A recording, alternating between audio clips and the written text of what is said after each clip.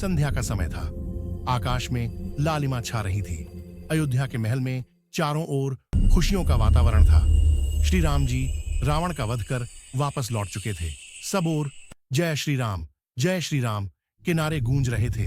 माता सीता अपने पति श्री राम के साथ राज सिंहासन पर विराजमान थीं। लक्ष्मण जी उनके बगल में खड़े थे और सभा के एक कोने में विनम्र भाव से खड़े थे। भक्तों में श्रेष्ठ, मर्यादा का प्रतीक और भक्ति का सागर श्री हनुमान जी। राम राज्य की स्थापना हो चुकी थी। सुख शांति चारों ओर फैल गई थी।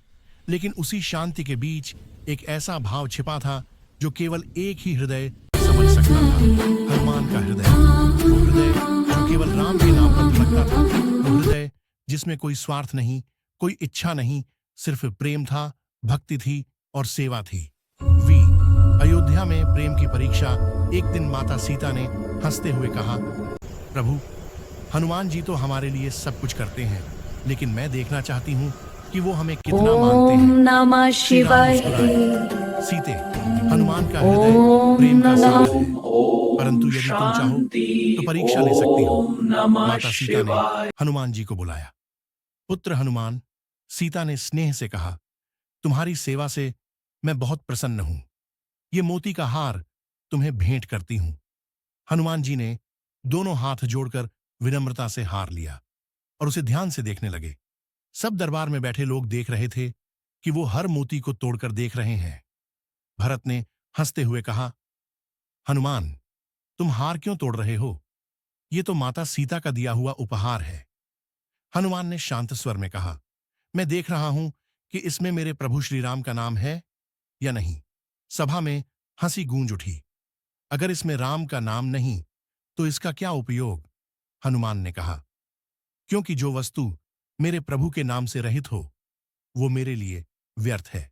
माता सीता ने मुस्कुराकर पूछा, तो क्या तुम्हारे शरीर में भी राम नाम है? हनुमान ने बिना कुछ कहे अपनी छाती फाड़ दी और सबके सामने उनके हृदय में लिखा था, श्री राम सीता। सारी सभा स्तब्ध रह गई। श्री राम की आंखों से आंसू बह निकले। उन्होंने हनुमान को गले लगा लिया।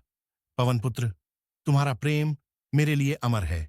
तुम मेरे बिना अधूरे हो और मैं तुम्हारे बिना अपूर्ण। लंका से लेकर अयोध्या तक हनुमान का त्याग। रावण के वध के बाद जब श्री राम सीता जी को लेकर अयोध्या लौटे तो सबने उन्हें भगवान के रूप में पूजा। लेकिन हनुमान जी ने कभी खुद को भगवान का भक्त से अधिक नहीं माना। उनका मानना था, भक्ति में बड़ा सुख है, सेवा में बड़ा आनंद है। सीता जी ने जब उन्हें आशीर्वाद दिया तो बोली, हनुमान, तुम्हें अमृता का वरदान देती हूं। जब तक श्री राम का नाम इस धरती पर गूंजेगा तब तक तुम जीवित रहोगे और लोगों के दुख दूर करते रहोगे। हनुमान जी ने सिर झुकाकर कहा, माता, मेरे लिए यही सबसे बड़ा वरदान है कि जहां जहां प्रभु का नाम लिया जाए वहां मैं उपस्थित रहूं। समय बीता, सालों बीत गए। सीता जी पृथ्वी में समा गईं। श्री राम जी ने सरयू नदी में जल समाधि लेने का निश्चय किया। अयोध्या का हर कोना विलाप कर रहा था।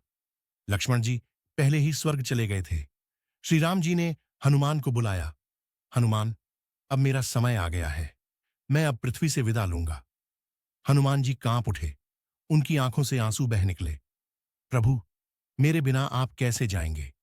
मैं आपके चरणों के बिना कैसे रहूंगा? श्री राम ने मुस्कुराकर कहा, पवन पुत्र, तुम्हारा कार्य अभी अधूरा है। तुम रहो, लोगों की सहायता करो, उन्हें धर्म का मार्ग दिखाओ। जब तक मेरा नाम इस धरती पर गूंजता रहेगा तुम अमर रहोगे। हनुमान जी हाथ जोड़कर बोले, प्रभु, तब तक मैं नहीं जाऊंगा जब तक कोई भी व्यक्ति आपका नाम लेना बंद न कर दे। मैं वहीं रहूंगा जहां जय श्री राम की ध्वनि सुनाई दे। श्री राम ने प्रेम पूर्वक उनके मस्तक पर हाथ रखा। तथास्तु। और फिर प्रभु सरयू नदी में जल समाधि में लीन हो गए। हनुमान जी दूर खड़े थे। आंसू उनके गालों पर बह रहे थे। उन्होंने हाथ जोड़कर प्रणाम किया, प्रभु, जब तक संसार रहेगा मैं आपकी सेवा करता रहूंगा। आज भी जीवित हैं, हनुमान कहते हैं। आज भी जहां कहीं राम कथा, रामायण या सुंदरकांड का पाठ होता है वहां हनुमान जी अदृश्य रूप में उपस्थित रहते हैं।